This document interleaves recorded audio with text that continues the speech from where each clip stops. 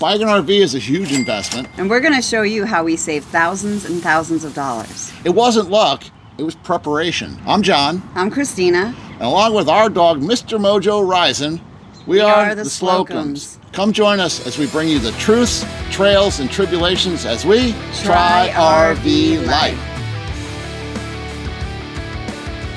We had a hard budget, $80,000 for our rig and our truck, and we didn't have any extra money beyond that. It had to be good for me, for Christina, and our kids. Mr. Mojo Rising, and our 4 bikes. 2 very expensive carbon triathlon bikes and 2 really nice mountain bikes. And the bikes couldn't be hanging off the back. They had to live inside with us. Yeah, one of John's big concerns was he didn't want the expensive bikes to be hanging off the back. We were afraid of theft and just basically, if something happened and they got loose and we have thousands of dollars splayed out on the side of the road. So that was his big concern. My big concern was if we were gonna be able to live inside the RV comfortably with our dog Mojo. So it all started when we went to our first RV show, which is November of 2024, which is the smaller of the Tampa shows that we first went to begin our search. I think it was a 79 Tioga Class C when I graduated college and went cross country. I was familiar with C's, so that's what, going into this, we thought we would probably consider. Yeah, and then after we thought about Class C, we thought, well, we're going to need a towed vehicle, a towed meaning something you tow behind. You had a Mitsubishi and I had a hybrid Toyota Venza. Neither one of those could be a towed vehicle, so we were going to have to buy a vehicle there too. Yeah, we were going to have to get a whole separate tow system to be able to transport these 2 vehicles that we had. So we walked around, we looked at a lot of rigs that day, talked to some people. Then on the way home, we started asking questions about storage, floor plans, bike space. That was a big one in the Class C, was the bike space. And I think Mojo would have liked the Class C better because there would have been a lot of space going down the road. But we realized we didn't know enough, did we? No, we definitely needed to do more research. I mean, we went in there thinking that we were probably going to get a C, but then after touring some of the other fifth wheels and travel trailers, we decided, we needed to definitely research more. Let's talk about some RV classes first. First, you got a Class A. Those are those ones that look diesel pushers. Diesel pusher buses. Some of them have 2 rear wheels on each side. Some have 1. Lots of storage. Yeah, they're all 1 unit, which means, I can go back and make sandwiches and go to the bathroom and do all that good stuff, and Mojo's roaming around while he's driving. But there's some big buts for the Class A. When those break down, and it's not if, it's when they break down, then you're out. Your whole house on your wheels. House and your vehicle, so then you're going to have, again, a towed. So now that it runs price, I think that we're out of our budget. And they're very expensive to fix, too. I mean, very expensive. I mean, they're definitely out of our budget. What about a Class B? What do you think of those?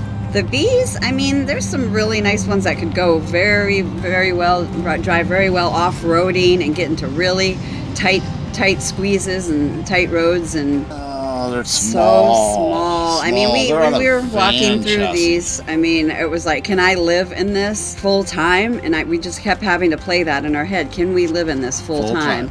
And a van was just way too small. All right. Then what about a Class C? We talked about Class Cs. I mean, the Super Cs are gorgeous. I mean, I definitely think I could live in one of those. But I mean, we're talking about $200,000, $300,000. And we had how much? And we don't have that we much. had 80. So Class C, we talked about, too small, not really the right setup. Super C, out of the budget. So that brings tow behinds. The travel trailer. The travel trailer. Well, I'm going to tell you right now, walked around in a few travel trailers. They were out for me because every one of them I walked into, regardless, just felt like I was in a tin can. So that brought the fifth wheel. The fifth wheel. So we started looking at fifth wheels, found out, hey, wait a minute, let's slow down, let's think about it, and how do we decide what we want to do, how to do this thing full time, and that brought education. fast forward 2 months after the initial RV show, the mini one, we went to the big, huge super show in January Oh my. of 2025. And that had a lot more rigs to look at. 1,300 rigs on display, along with 300 booths. It's going to be a long day. Yeah. That was overwhelming if you're out there looking for a rig and you don't really know exactly what you're looking for. We had done some research. We checked out a bunch of different fifth wheels. At this point, we were thinking fifth wheel's it. So that's what we were looking at. And we knew kind of going in that we were just looking at floor plans there, but we knew that we were going to buy gently used of whatever we got. Yes, because somebody else paid the depreciation. Yeah, because I mean, these rigs depreciate, and you know, a lot of them, people don't use their rigs and they find out after a while, and we wanted to take advantage of that. So it changed our mindset a little bit. So as we, you know, kind of went around the show and we're looking, and so more and more the fifth wheel started making more sense to us as far as space, better storage underneath, and a solution for John's concern about the bikes. Yeah, fifth wheels seemed to fit our idea of what we wanted to do better. Definitely was better for Mr. Mojo. He could sleep in the back seat of the truck with us, and we were able to find floor plans that we can modify to get all 4 bikes in there. Yeah, and initially we were looking at floor plans that maybe had like a designated office area, because at this point we didn't know if, you know, we were going to be doing remote work and have a little like office space, and we saw a bunch of nice units that had a front office, and the whole thing with us was having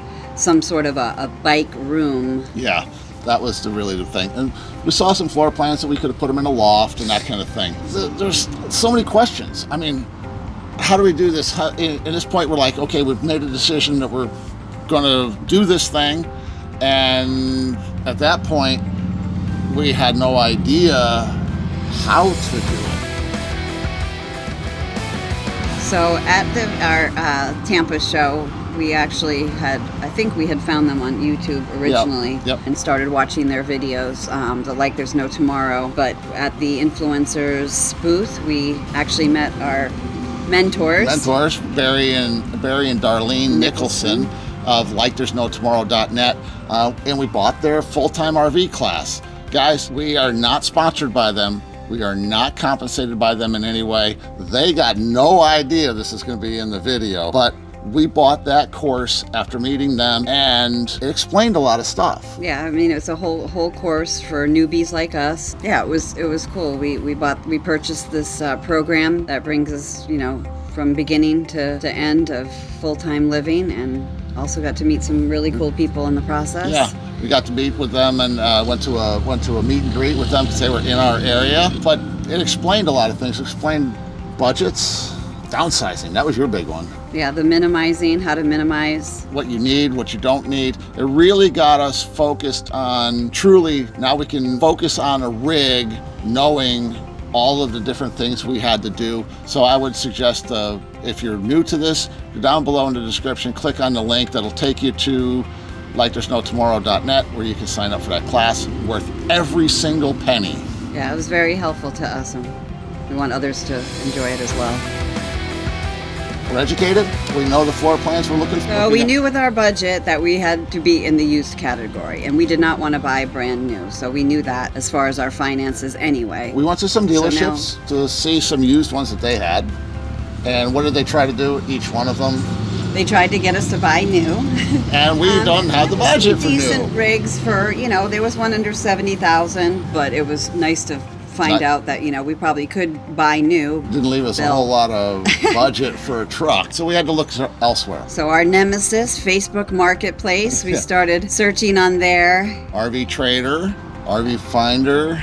RV Finder app. And it wasn't a short search. Yeah, so we spent months and months and months of, we'd be at work, and we both worked full time, and I'd be sending him rigs, and he'd be sending me rigs, and what about this one? What about this one? We saw a bunch in our price range, so we went and looked at them.